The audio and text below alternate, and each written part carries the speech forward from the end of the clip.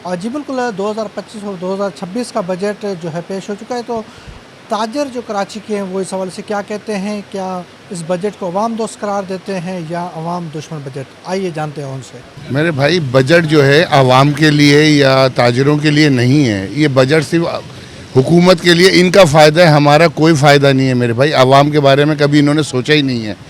तो बजट के बारे में बार बार बजट निकालना, भाई बजट जब खुद ही करना है आप लोगों ने, अपने लिए ही करना है, आवाम के लिए कुछ नहीं करना है, तो कोई फ़ायदा नहीं है भाई कि बजट हम देखें या बजट के बारे में हम कुछ बोलें। आवाम को क्या रिलीफ दिया? हर चीज़ महंगाई तो कर दी है मेरे भाई। या तो आप बजट करें तो भाई आवाम की खाने पीने की अशिया, बिजली वगैरह, ये चीज़ें सस्ती करो मेरे भाई।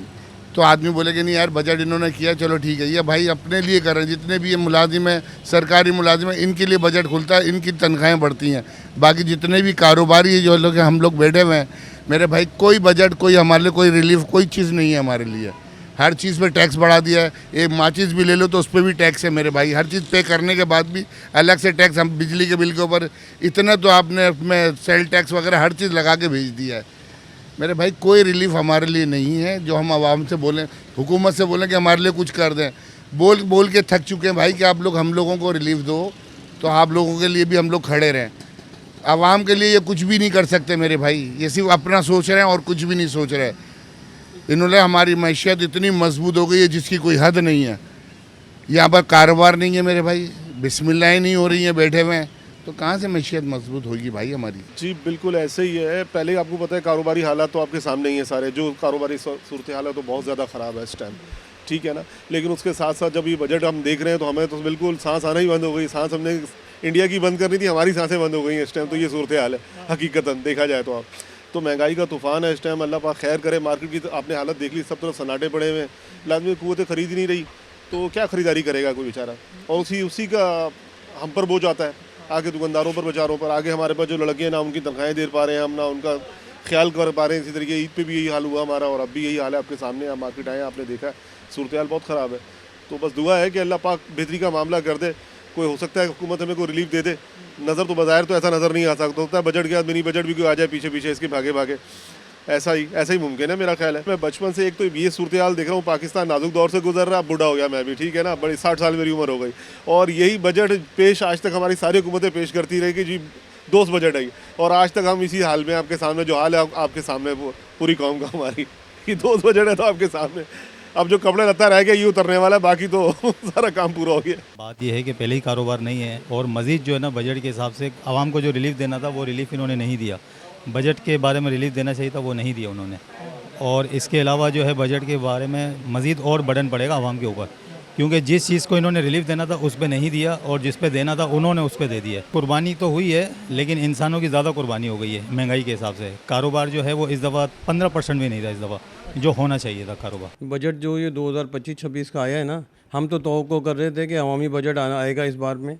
और हमने जो है इंडिया को भी डिफीट दी है, और दुनिया में भी हमारी बड़ा नाम हुआ है। और माशाल्लाह हम जो है दुनिया में हमारी मैशत भी अच्छी हुई है, और लोगों के ऑर्डर्स भी हमारे पास मुल्क में आना शुरू हो गए हैं।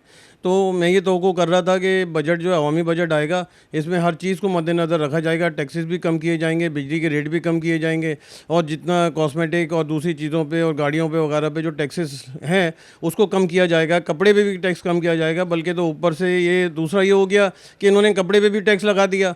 और दूसरी बात ये है कि कॉस्मेटिक पे टैक्स लगा हुआ है, लिपस्टिक पे एक अलग कैटेगरी लेके उस पर भी एक ज़बरदस्त टैक्स लगा दिया। तो ये लॉजिक मेरी समझ में नहीं आई। दूसरी बात ये कि बड़ी गाड़ियों को आपने टैक्स से कम कर दिया, और छोटी गाड़ी जो है उस पर आपने टैक्स बढ़ा दिया। क्या आप छोटे अवाम को पीसना चाहते हैं? मेरा तो ये ख्याल है कि आप ये बजट गैर मुनासिब बजट आपने पेश किया, इसको रिवाइज़ करना चाहिए। और इसमें जो है छोटी गाड़ियों को मराहत देनी चाहिए। जो लोग 600 सीसी और आल्टो गाड़ियाँ लेते हैं मेहरान की, तो उन्हें तो आप छूट देना चाहिए टैक्सों से, कि ये हमारे मुल्क की गाड़ी है और आवाम इस्तेमाल करेगी। बड़ी गाड़ियों को जो 1600 सीसी है, 2000 सीसी है, उन पे आप टैक्स बढ़ा दें, उन पे आप टैक्स कम कर रहे हैं। तो ये इंसाफ वाला बजट नहीं है।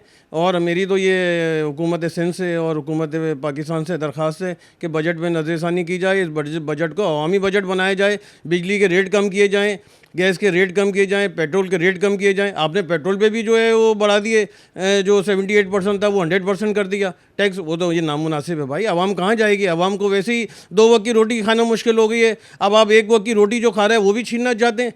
तो मैं इस पर एहतजाज करूँगा। और अगर ये ना अल्लाह ना करे ऐसा ना हो कि हम सारे ताजिर मिल के रोडों पर निकलें और इस बजट के ख़िलाफ़ जो है कोई तहरीक चलाएं। इससे पहले हुकूमत को मुतनब्बे करता हूँ, हुकूमत से रिक्वेस्ट भी करता हूँ कि इस बजट में नज़रसानी करके इसको जो है मुनासिब सतह पर लाया जाए और इसमें अवाम को रिलीफ दिया जाए, गरीब लोगों को भी रिलीफ दिया जाए, तनख्वाहदारों को रिलीफ दिया जाए। और जो बहैसियत हम ताजिर हैं, हमारे टैक्सेस में और हमारे जो आप इसमें बैंक से पेमेंट निकालने पर जो आप टैक्सेस लगा रहे हैं, तो ये बैंक की इंडस्ट्री को भी तबाह करने की मतलब होगा और हमारे कारोबार को भी तबाह और बर्बाद करने की साजिश है। तो ऐसा ना किया जाए, अवामी बजट बनाया जाए और इसमें सबको रिलीफ दिया जाए, ताजिरों को भी, तनख्वाहदार को भी, और सबको रिलीफ दिया जाए।